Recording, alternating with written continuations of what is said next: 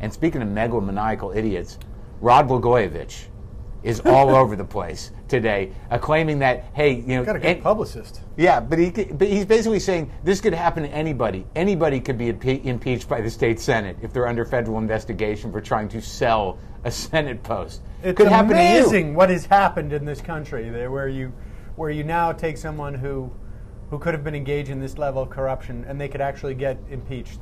Yeah, it's unbelievable, and also get that much airtime that is seemingly. I don't see that the press is necessarily taking sides, other than they're like, let's have this freak on. But he's definitely putting himself out there, and I guess to the undiscerning eye, he could seem like a victim. But to the discerning eye, he is completely a megalomaniacal political entity that doesn't seem to really realize just how much of a fool he is. I'll tell you something. If he goes to prison, it would throw off the timeline. But I think 8 to 9 months from now, he will have a syndicated talk show.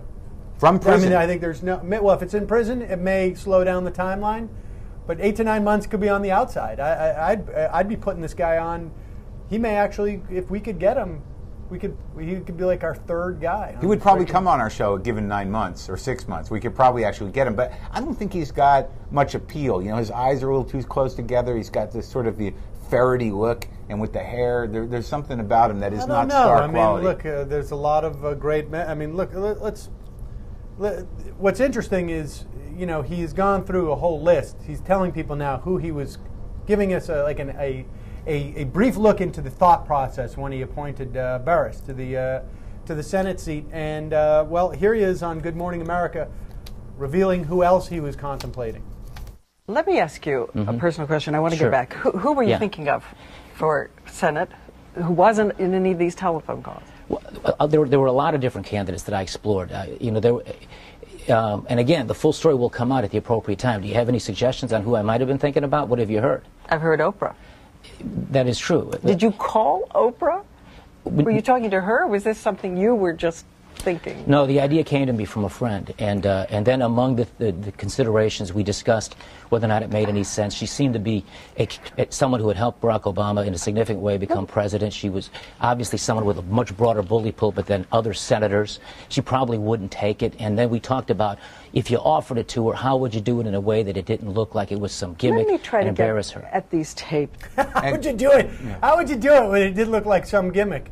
Let me see. A black woman who everybody knows. That's not a gimmick. I mean, it's actually, I mean, in some respects, from Blagojevich's perspective, not necessarily a bad idea. Now, of course, he's doing these rounds because the Senate, the Illinois Senate, is actually starting the trial. The impeachment trial today, and he's out fighting for his case to the American people, many of whom don't know or care about him. But now, the weird thing is... We've got some inside... yeah, there's a list. We have some insight. There are clips of this Good Morning America broadcast that you did not see, you may never see.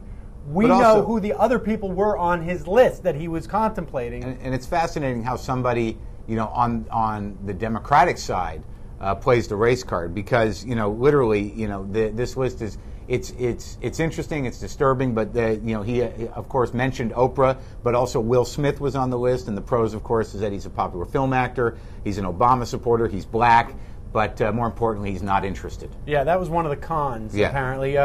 Another guy he was thinking about, Morgan Freeman. Of course. The pros, of course, Oscar-winning film actor. He played God. Yes. Has a certain gravitas because of his age. Black. And black. Yeah. The cons, basically not interested.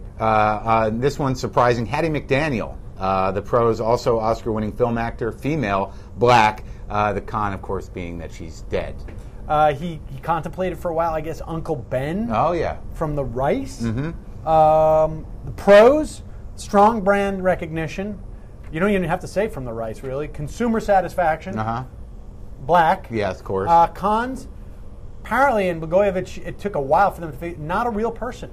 That's interesting. That's not real. Also on the list, which is surprising because you would think he would know better, George Washington Carver.